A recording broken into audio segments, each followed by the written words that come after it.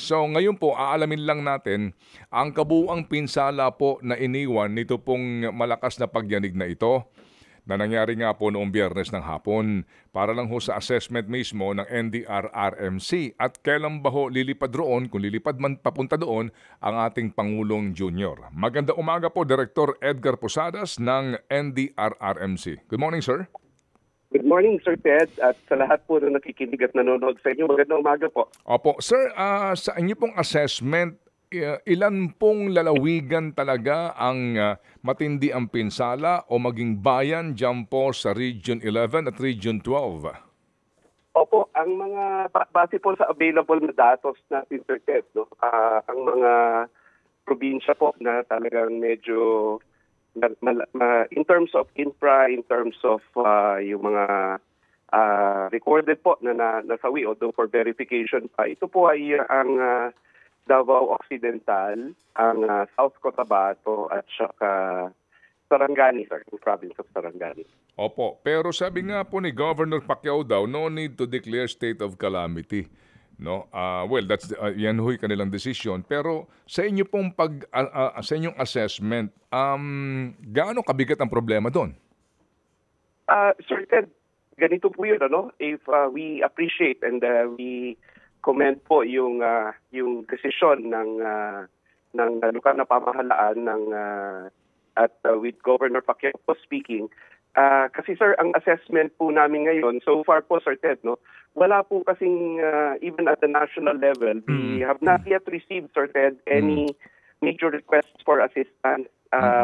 Kausap ko nga po yung aming regional director the other day sa OCT 12 sa Jensan. At nagtanong nga po ako sa kanya kung meron silang kailangan. At so far naman, Sir Ted, ang sabi po nila, yung combined efforts po nila at resources ng lokal na pamahalaan at sa regional level ay sapat pa po. Okay, that's good to know na kayang tumayo so far ng LGU doon. Sige po, so sa ngayon po, sir, ano ang kumpirmadong datos ninyo sa patay ho siyam? Ilan po ang nasa malubhang kalagayan sa mga ospital?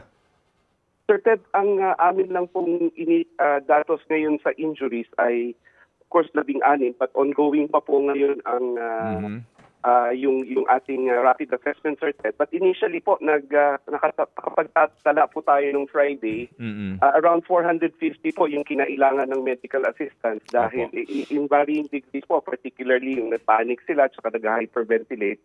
Pero sa ngayon po naman, wala naman pong inireport na talagang medyo malubha.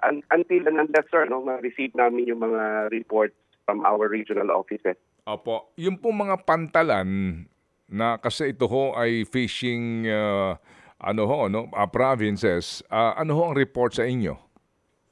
Sir Ted, sa ngayon po, wala naman pong report in particular po sa ports, pero nakapagtalaan na po tayo ng combined damage to infrastructure sa mga both government buildings at private buildings and offices po. 202 na po. Ito po ay sa Davao City, Davao Occidental, Davao del Sur, Davao del Norte, Davao de Oro, South Cotabato, and Sarangani. And we have already monitored, Sir Ted, in varying degrees po ng damages. 1,554 damaged houses sa Davao Occidental, South Cotabato, and Sarangani, sir. Okay, sige po. So sir, meron ho bang abiso kung lilipad ron si Presidente? Wala pa po akong alam, Sir Ted, but once po na, I'm sure ipapaalam naman po sa inyo yung kanyang schedule. Okay, sige po. Salamat na marami sa informasyon po, Direktor. Maraming salamat, Sir Ted. Magandang umaga po. Mabuhay po kayo. Thank you. Mabuhay. Ang ating po namang spokesperson ng NDRRMC, si Director Edgar Posadas.